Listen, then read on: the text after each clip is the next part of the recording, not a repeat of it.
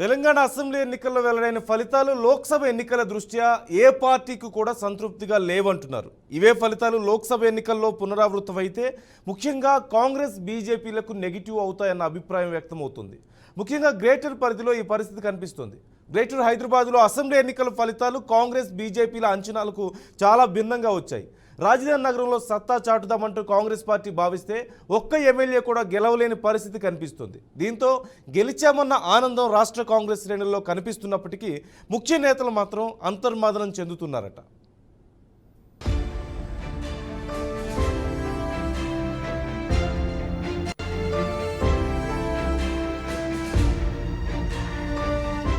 Greater పరిధిలో శాసనసభ ఎన్నికల ఫలితాలు కాంగ్రెస్ బీజేపీల అంచనాలకు భిన్నంగా వచ్చాయి. రాజధాని నగరంలో సత్తా చాటుదామని కాంగ్రెస్ పార్టీ భావిస్తే ఒక్కరూ గెలవలేదు. అంబర్పేట, ఖైరతాబాద్, సనత్ నగర్ స్థానాల్లో ఖచ్చితంగా గెలుస్తామని బీజేపీ నేతలు అంచనాలు వేసుకుంటే గోషామహల్ సిట్టింగ్ ఎమ్మెల్యే రాజాసింగ్ మినహా ఒక్క అభ్యర్థి కూడా విజయం సాధించలేదు. మేడ్చల్, రంగారెడ్డి జిల్లాల్లోనూ రెండు పార్టీలకు ఆశాజనకమైన ఫలితాలు రాలేదు. వచ్చే లోక్సభ ఎన్నికల్లో ఇదే తరహా ఫలితాలొస్తే ఆ క్రమంలో బీజేపీ, కాంగ్రెస్లతో పాటు బీఆర్ఎస్ కు కూడా ఇబ్బందికర పరిస్థితులు తలెత్తే అవకాశాలున్నాయంటున్నారు.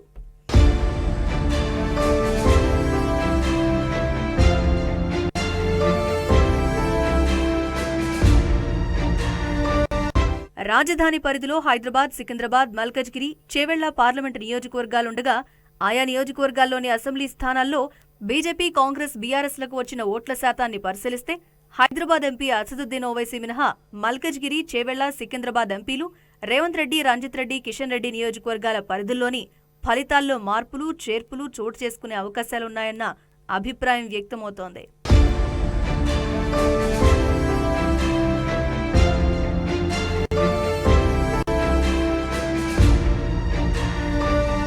కేంద్ర మంత్రి, బీజేపీ రాష్ట్ర అధ్యక్షుడు కిషన్ రెడ్డి ప్రాతినిధ్యం వహిస్తున్న సికింద్రాబాద్ పార్లమెంట్ పరిధిలో ముషీరాబాద్, సికింద్రాబాద్, సనత్ నగర్, అంబర్పేట్, జూబ్లీహిల్స్, ఖైరతాబాద్, నాంపల్లి అసెంబ్లీ నియోజకవర్గాలున్నాయి. అంబర్పేట, సనత్ నగర్లలో బీజేపీ అభ్యర్థులు రెండో స్థానంలో నిలిచారు. ఖైరతాబాద్, ముషీరాబాద్, జూబ్లీహిల్స్, సికింద్రాబాద్ అసెంబ్లీ స్థానాల్లో బీజేపీ అభ్యర్థులు మూడో స్థానానికి పడిపోయారు. ఇక నాంపల్లి స్థానంలో నాలుగో స్థానంతో సరిపెట్టుకోవాల్సి వచ్చింది.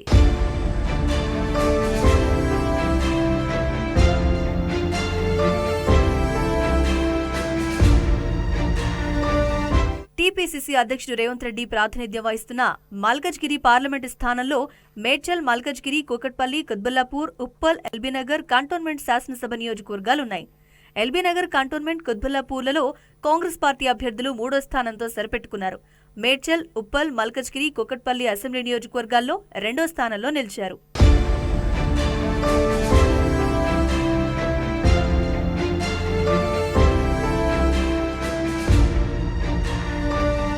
బీఆర్ఎస్ ఎంపీ రంజిత్ రెడ్డి ప్రాతినిధ్యం వహిస్తున్న చేవెళ్ల లోక్సభ నియోజకవర్గం శేర్లింగంపల్లి, రాజేంద్రనగర్, మహేశ్వరం, చేవెళ్ల, వికారాబాద్, తాండూర్, పరిగి శాసనసభ నియోజకవర్గాల పరిధిలో విస్తరించి ఉంది.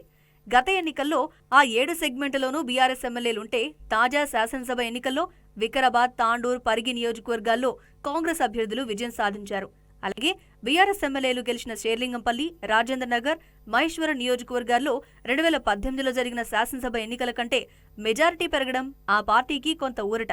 అయితే చేవెళ్ల నియోజకవర్గంలో సిట్టింగ్ ఎమ్మెల్యే కాలే యాదయ్య కేవలం 276 ఓట్లతో గెలిచారు. ఇలాంటి పరిస్థితుల్లో రాజధాని ప్రాంతంలో వచ్చే లోక్సభ ఎన్నికల్లో ఏ పార్టీ పరిస్థితి పూర్తి ఆశాజనకంగా కనిపించడం లేదంటున్నారు.